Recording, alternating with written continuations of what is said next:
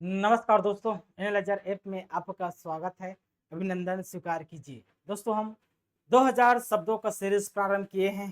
पर्यायवाची शब्द याद करेंगे एक नए टेक्निक में। दोस्तों आज का हमारा जो शब्द है पुरुष। आप भी पुरुष हैं। यदि आप पुरुष नहीं हैं तो आप महापुरुष हैं जी।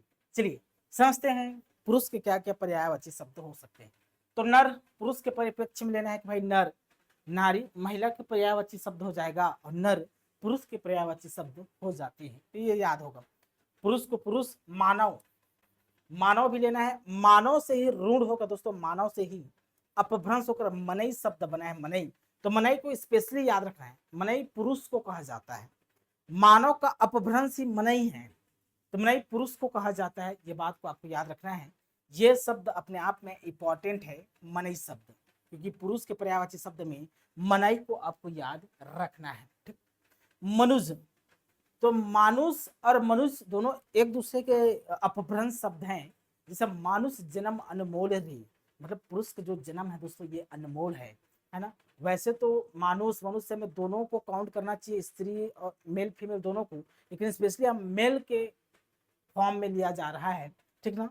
तो मनुष्य बोले या मानुष बोले, ये दोनों पुरुष में पर्यायवाची शब्द में रूढ़ हो गए हैं। एक होता है द्विपद।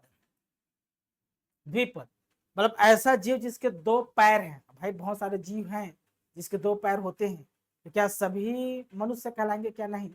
तो जिसके दो पैर हैं उसे द्विपद कहा जाता है। लेकिन स्पेशली जो द्विपद है ना, ये पुरुष में रूढ़ हो गया है। पुरुष के लिए स्पेशली इसको यूज किया जाता है जी, है ना।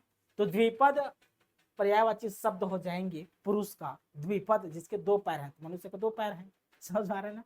मर्त्य, जो मरता है, तो पुरुष मरता है, तो जो मरता है वो मर्त्य है। तो सभी को कहना चाहिए, लेकिन स्पेशली पुरुष के लिए मर्त्य शब्द रूढ़ हो गया है।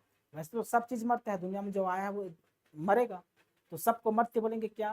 तो नहीं, सिर्फ पुरुष के लिए इसको इंपॉर्टेंस दिया गया है, मर्त्य। जन, सभी जानते हैं लोग।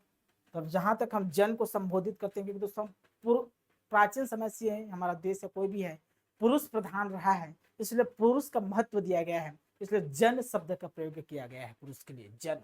मर्द, मर्द टांगों वाला, अमिताभ बच्चन की मूवी देखे होंगे मर्द, तो मर्द पुरुष को बताता है। समझ में आ रहा है ना।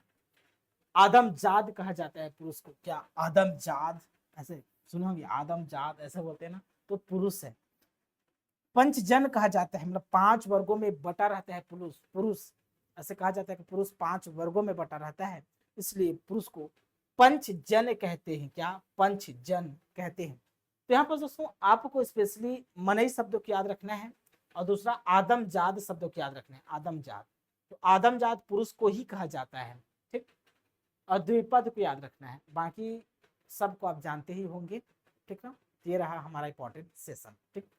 Thank you.